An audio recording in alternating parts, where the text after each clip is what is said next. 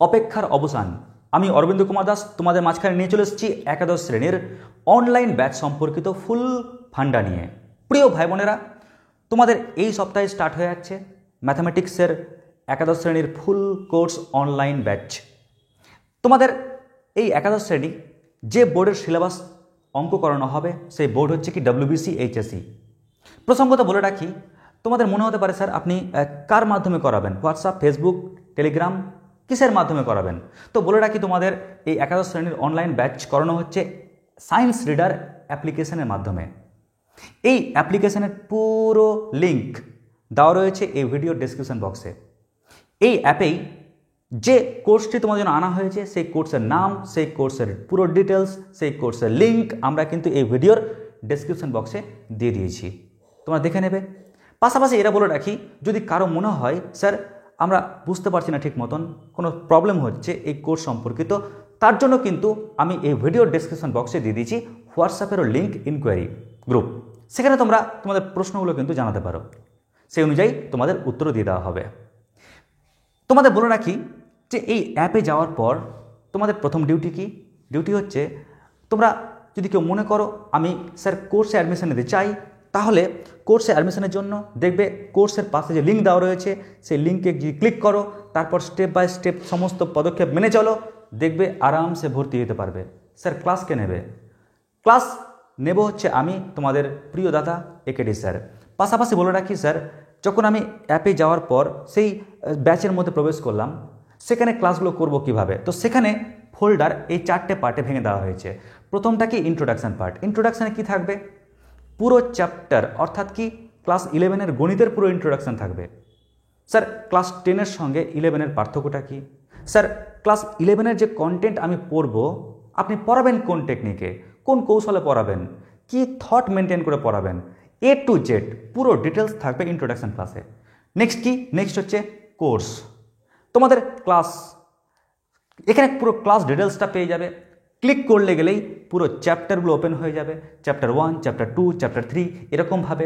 যখন তোমরা চ্যাপ্টারে ক্লিক করবে, যে চ্যাপ্টার চলছে পাশে লেখা থাকবে চলিতেছে, যে চ্যাপ্টার কমপ্লিট হয়ে যাবে পাশে লেখা থাকবে কমপ্লিট।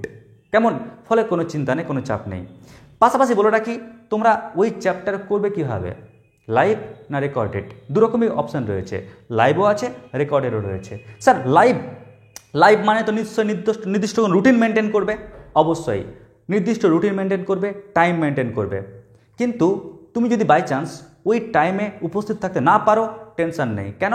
কারণ রেকর্ডেড যে ক্লাস, ক্লিয়ার, যে লাইভ ক্লাসটা তোমার দেওয়া হবে, ওই লাইভ ক্লাসের পুরো রেকর্ডটা থেকে যাবে তোমাদের ওই ফোল্ডারে, পরেও তোমরা কিন্তু সেটা দেখে নিতে পারবে। আর রেকর্ডেড ক্লাসটা কি স্যার? এই ক্লাসটা হচ্ছে, ধরো কিছু কিছু চ্যাপ্টার থাকে, যেমন এক্সাম্পল, যখন তোমরা ক্লাস 10-এ পড়তে সম্পাদ্য, বোর্ডে আঁকা খুব টাফ হয়ে যেত, তখন কি করা হতো? রেকর্ডেড ক্লাস দেওয়া হতো। ঠিক একই রকমভাবে রেকর্ডেড ক্লাসগুলো কিন্তু দেওয়া হবে আলাদাভাবে। এবার বলে রাখি, ই ফর এক্সামিনেশান। একাদশ শ্রেণীতে পরীক্ষা কিন্তু গুরুত্বপূর্ণ, তাই কোন ধরনের প্রশ্ন পরীক্ষায় আসে বা তোমাদের যখন পরীক্ষা নেওয়া হবে, তার পুরো প্রশ্ন একটা ফোল্ডারে কিন্তু সেভ থাকবে। পাশাপাশি থাকবে এখানে স্টাডি ম্যাটেরিয়ালস। আর ও মানে হচ্ছে এমন ধরনের স্টুডেন্ট যারা এক্সট্রা অর্ডিনারি, তাদের জন্য কিন্তু রয়েছে একটা দুর্ধর্ষ কোর্স, সেখানে কিন্তু ইনক্লুড হয়ে থাকবে। স্যার কেন? কারণ দেখো, কিছু স্টুডেন্ট হয়তো অঙ্ক করতে গিয়ে ফিল করছে যে আমার প্রিভিয়াস কোনো কনসেপ্ট জানা থাকলে গেলে অঙ্ক বুঝতে সুবিধা হতো, ওখানে কিন্তু ইনফরমেশানগুলো দেওয়া থাকবে। নাম্বার 2, মেডিকেল স্টুডেন্টসরা ভাবছে ম্যাথটা তো পড়ছি, বাট আমার তো দরকার মেডিকেল পারপাসে ম্যাথ, সে ওখানে পেয়ে যাবে। কোনো স্টুডেন্টস ভাবছো আমি চাই ইঞ্জিনিয়ারিং নিয়ে পড়তে বা NDA-তে এগোতে, তো আমার জন্য কী ধরনের ম্যাথ লাগবে, ওখানে পেয়ে যাবে। কেউ হয়তো ভাবছো আমার তো মাথা খালি কাজ করছে কি মেডিকেল আর ইঞ্জিনিয়ারিং, এরপরেও কি কোনো রাস্তা আছে ফিউচারে যেটা আমার ক্রিয়েটিভিটি, আমার কর্মদক্ষতা আমার সঙ্গে ম্যাচ করে, পরিপূরক? তো তার জন্য রয়েছে পুরো ক্যারিয়ার কাউন্সেলিং কোর্স, ওখানে গেলেই পুরো ডিটেলস তোমরা বুঝতে পারবে। ব্যাস, চলে আসছে এবার মেন আর একটা ফান্ডাই। দেখো, যখনই তোমরা মাধ্যমিক পাস করলে আর হাতে রেজাল্ট পাবে, ভর্তির ব্যাপার থাকে, তখন ভর্তির সময় তোমাকে কিন্তু কোর্স অফার করা হয়।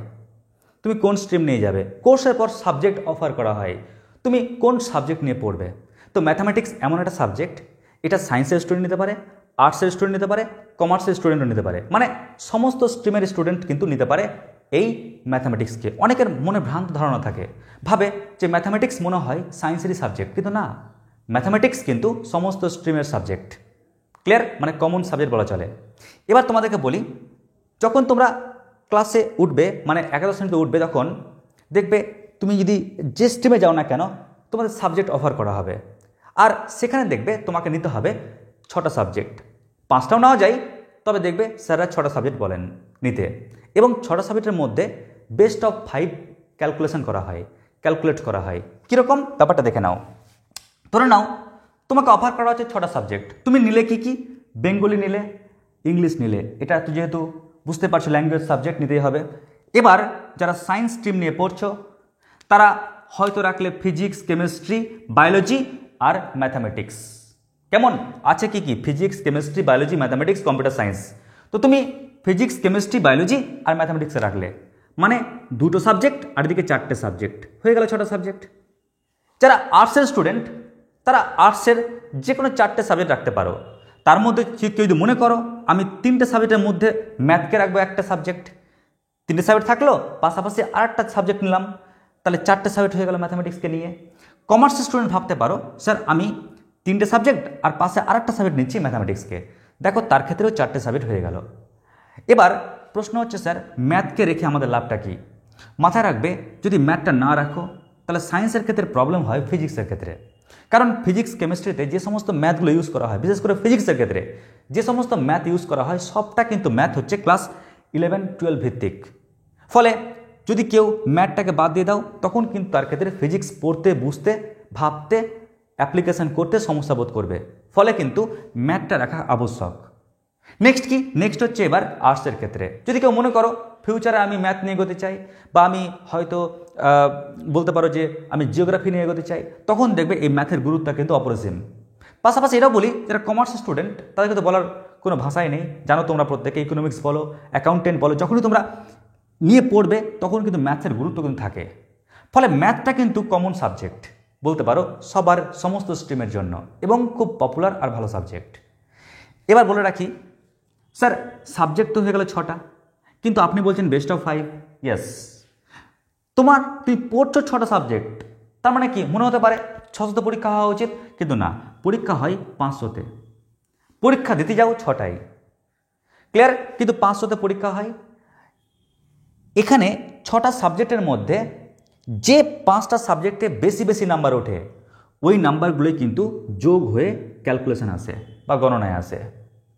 এবার ধরে নাও তুমি যদি বাই চান্স পরীক্ষা দিয়েছো 6টা আর কেমিস্ট্রিতে সবার থেকে কম নম্বর পেয়েছো, তো সবার থেকে যে সাবজেক্টে কম নম্বর পাবে ওই নাম্বারটা শুধু যোগ হয় না, যোগ হয় না তা বলে এটা না ওই সাবজেক্ট লাইফ থেকে বাতিল হয়ে গেল, জাস্ট যোগ হয় না, কিন্তু তুমি ওই সাবজেক্ট নিয়ে পরবর্তীতে তুমি এগোতে পারবে।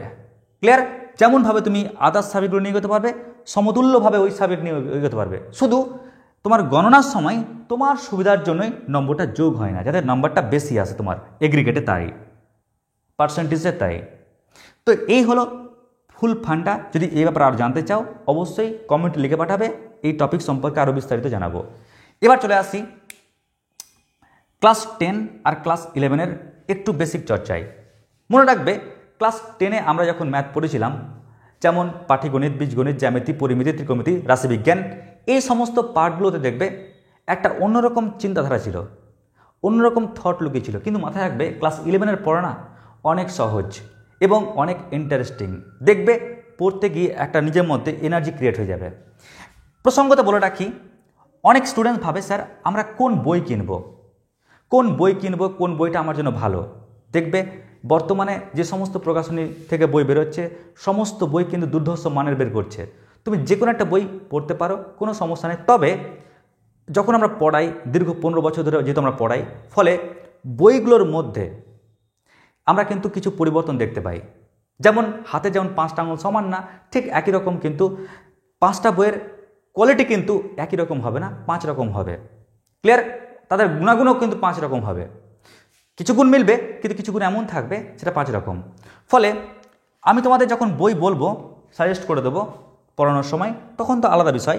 তবে বলে রাখি মার্কেটে যে সমস্ত বইগুলো আছে বইগুলোর সাইজ দেখেই অনেকে ভাবে যে না থাক নমস্কার, আমি অঙ্ক নিয়ে পড়বো না ভাই, এত মোটা বই, সিলেবাস শেষ হবে কি? আরে ভাই, সিলেবাস টাইমে শেষ হয় না তো দিল কেন বই? কেন সিলেবাসটা ধার্য করেছে? ফলে সিলেবাস টাইমে শেষ হয়, ওটা নিয়ে কারো কোনো চিন্তার কোনো কারণ নেই। তবে বলে রাখি, তোমরা কিন্তু বই দেখে ভয় পাবে না, কারণ যে বইটা তোমরা কিনছো না, দেখবো ওই বইয়ের প্রথম পেজটা উল্টাবে বা বইয়ের প্রথমে লেখা থাকে কি class 11 and all India entrance examination.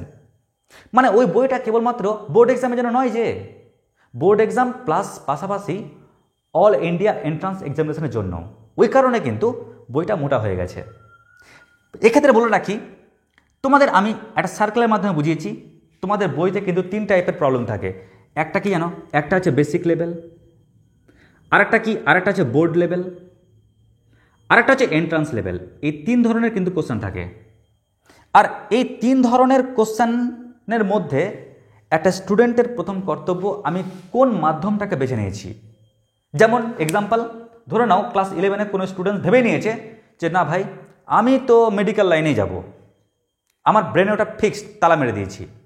কিন্তু স্যাররা বলেছেন নাকি যে ম্যাথামেটিক্সটা না নিলে গেলে ফিজিক্সের সমস্যা হবে, আর মেডিকেলের জন্য র্যাঙ্ক করার জন্য ফিজিক্স, কেমিস্ট্রি, বায়োলজি খুব ইম্পর্ট্যান্ট, তাই আমাকে ম্যাথটা রাখতে হয়েছে, নয়তো কে রাখতো? এরকম হয়তো কোনো মেডিকেল স্টুডেন্টস ভাবছে। ফলে সে কি করবে? তার তো ম্যাথামেটিক্সের প্রতি তার ভালোবাসা কম নেই। ফলে তার ক্ষেত্রে একটা প্লাস পয়েন্ট কি হতে পারে, সে এই যে 3টা স্তর দেখতে পাচ্ছ, সে বেসিক লেভেলটাকে চুজ করতে পারো। বেসিক লেভেলে চ্যাপ্টারের হালকা কনসেপ্ট আছে আর গণনা আছে, যে গণনার মাধ্যমে স্টুডেন্ট অন্তপক্ষে ফিজিক্স, কেমিস্ট্রির পুরো ফান্ডটাকে এগিয়ে নিতে পারবে। ফলে সেই সমস্ত স্টুডেন্টের জন্য বেসিক লেভেলটা যথেষ্ট। নেক্সট কি, যারা মনে করছো আমরা বোর্ড এক্সামের জন্য খাটবো, যারা বোর্ড এক্সামের জন্য খাটতে চাইছো, সে যে কোনো স্ট্রিম হতে পারো, সায়েন্স, আর্টস, কমার্স, তার বেসিক লেভেল করলে কিন্তু চলবে না। তাকে দেখতে হবে আমি কোন লেভেলটাকে ক্যাচ করতে গেলে বা কোন অঙ্কগুলোকে করতে গেলে অন্তপক্ষে পরীক্ষায় ভালো মার্ক পাবো। ক্লিয়ার? তো তার জন্য আমাকে করাতে হবে কি, একাদশ শ্রেণীর যে লেভেল, বোর্ড এক্সামের যে লেভেলের অঙ্ক। আর যারা মনে করছো স্যার আমি ইঞ্জিনিয়ারিং লাইন নিয়ে এগোতে চাই, আমি এনডিএতে এগোতে চাই, বা আমি এমন কোনো কম্পিটিটিভ এক্সাম আছে এগোতে চাই, তো তার জন্য বলবো তোমাকে বেসিক লেভেল বা বোর্ড লেভেলে থেমে থাকলে চলবে না। তোমাকে কিন্তু পাশাপাশি এবার একটু অ্যাডভান্স টাইপের প্রবলেম করতে হবে, যে অঙ্কে পুরো ক্রিয়েটিভিটি লুকিয়ে আছে, পুরো থট লুকিয়ে আছে, অ্যাপ্লিকেশন বেসড প্রবলেম লুকিয়ে আছে, সেগুলো। তার মানে এই পার্টগুলো কিন্তু তোমাদের জন্য। এখন তোমাদেরকে দেখতে হবে তুমি তোমার চিন্তাধারা কি। তুমি স্যারকে বললে, স্যার তোমাকে সাজেস্ট করে দেবে তুমি কোন ম্যাথগুলো করবে। ফলে একটা মোটা বই থেকে যে সবই করতে হবে তা কোনো মানে নেই, ওই মোটা বইয়ের মধ্যেও কিন্তু এই লেভেলগুলো থাকে। এখন প্রশ্ন সমস্যা একটাই, যে বইগুলোর মধ্যে না অঙ্ক তো থাকে, বাট লেভেলকে সেপারেট করা থাকে না। এই সেপারেট করার দায়িত্ব কার থাকে? একজন শিক্ষকের থাকে। তুমি যে স্যারের কাছে পড়বে ওনার থাকে। ফলে আমি যেহেতু তোমাদের অনলাইনে ম্যাথটা পড়াচ্ছি, তাই আমার ডিউটি হচ্ছে কি, এই মোটা বইয়ের মধ্যে বেসিক লেভেল কোনটা, উচ্চ মাধ্যমিক বা একাদশ শ্রেণীর লেভেল কোনটা, আর তোমাদের অ্যাডভান্স লেভেল কোনটা, এই 3টা স্তরকে পৃথক করে দেওয়া। তার জন্য থাকবে আমাদের নিজস্ব স্টাডি ম্যাটেরিয়ালস। ক্লিয়ার? যে স্যার পড়াবেন তার নিজস্ব স্টাডি ম্যাটেরিয়ালস থাকবে। ওই ম্যাটেরিয়ালসের মাধ্যমে বলা হবে তোমাদের এই মেথডগুলো, এই প্রবলেমগুলো উচ্চ মাধ্যমিক স্তর বা একাদশ শ্রেণীর স্তরের স্টুডেন্টের জন্য, যারা অনলি বোর্ডের জন্য খাটছে। স্যার ধরুন আমি নিজে বুঝতে চাইছি যে কোন প্রবলেম কোন স্তরের জন্য, তাহলে কী করে বুঝবো? তাহলে তার জন্য প্রয়োজন হচ্ছে কম্পাস ব্যবহার করা। প্রত্যেকে জানো কম্পাসের কাজ কি, দিক নির্ণয়। তো ঠিক একই রকমভাবে এখানে দিক নির্ণয় হিসাবে কাজ করবে কি, প্রিভিয়াস ইয়ার্স কোশ্চেন।